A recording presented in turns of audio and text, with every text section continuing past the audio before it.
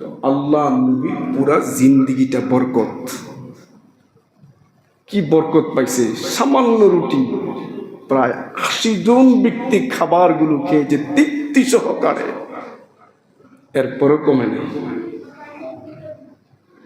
আপনারা খুব শুনেছেন খন্দকের যুদ্ধে সাহাবা ইকরাম ক্ষুধার্ত, নবীর খুব মুহাব্বতের যুবক এক সাহাবী জাবের রাদিয়াল্লাহু তাআলা আনহু, উনি দূর থেকে ফলো করলেন যে আল্লাহ রসুলের পেটে 2টা পাথর। তুমি চান্স খুঁজছে আর রসুল তো ক্ষুধার্ত, যদি এই সুযোগটা কাজে লাগাইতে পারে। কোনো বলা বলি নেই, দৌড়ে বাসায় গেছে, যে বলে বিবি ঘরে কি আছে? তো বলে 1-1.5 কেজি আটা হবে, অল্প কয়েকজন 10 থেকে 12 জন বা আরো কম কিছু ব্যক্তি রুটি হবে, আর আর ছোট্ট একটা ছাগলের বাচ্চা আছে। বলে যথেষ্ট, তুমি খামিরা বানাও। আর উনিও ছাগল জবাই দিয়েছে, জবাই দিয়ে চামড়া আলাদা করে গোশত কেটে কুটে ঠিকঠাক করে বিবি বারবার বলে দিছে, সাবধান, আমাকে লজ্জা দিয়েন না। খুব সাবধানে বললেন। বাস বিবির কথা মতো উনি খুব সাবধানে গিয়ে রসুলের কানে কানে গিয়ে, ইয়া রাসূলুল্লাহ, আমি দেখেছি আপনি প্রচুর ক্ষুধার্ত, চলেন আমার বাড়িতে, আজকে আপনি মেহমান।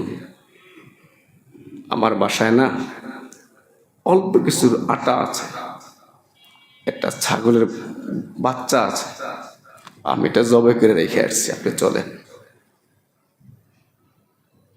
এ কথা বলার সাথে সাথে আল্লাহ রসুল পুরা খন্দক কাজ করতেছে, বিশাল 1000 জামাত সাহাবী প্রত্যেককে ডাক দিয়ে বলে, এই শোনো,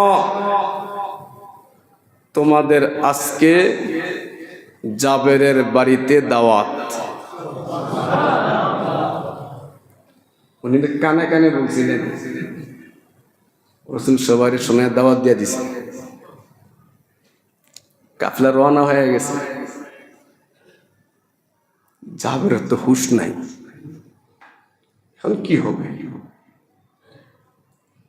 বিবিকে এসব বলতে দেরি, বিবি তো অবস্থা খারাপ।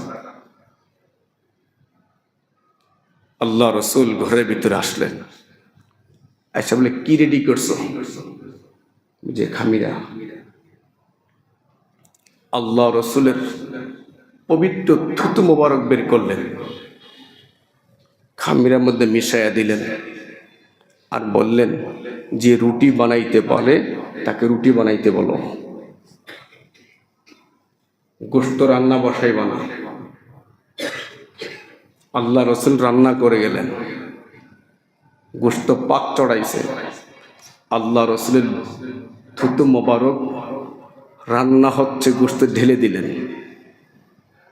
জাল দাও, জাল চলবে, রুটি বানান চলবে, সাহাবীরা দস্তরখানে বসবে, বিতরণকারী বিতরণ করবে।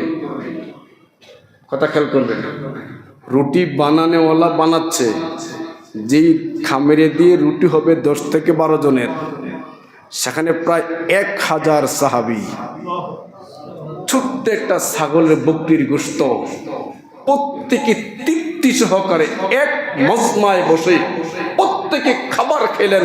খাবার খাওয়ার পরে জাবের বলে, আমাগো আগের জবের রুটি, আগের গোশত সেম পাতিলে আছে।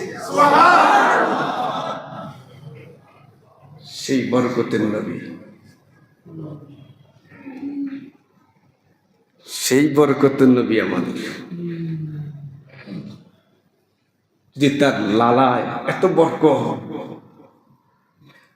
সেই নবীর সিরাত, সেই নবীর সুন্নাত ঘরে, নিজের মধ্যে, সন্তানের মধ্যে, বিবির মধ্যে সর্বত্র আমি আপনি ফিট করতে পারলে, পালন করতে পারলে আন্দাজ করুন আমার আপনার জিন্দেগিটা কি পরিমাণ বরকত হবে।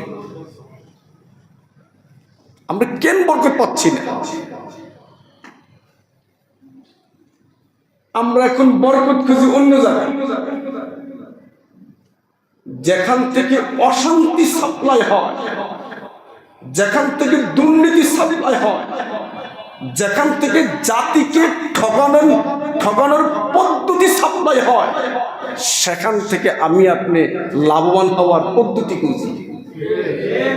কিন্তু যেখান থেকে বাস্তব বরকত, বাস্তব কল্যাণ, বাস্তব শান্তি সাপ্লাই হয় জনাবে মুহাম্মদ রাসূলুল্লাহ সাল্লাল্লাহু আলাইহি ওয়াসাল্লামের আদর্শ, ওই আদর্শ মানতে রাজি না। ওইটা শুনলে আমার চেহারা কালা হয়ে যায়। এদিকে আমাকে ইদি শোনার বয়স কি আমাকে এখন হয়েছে? এটি পূর্ণ বয়স।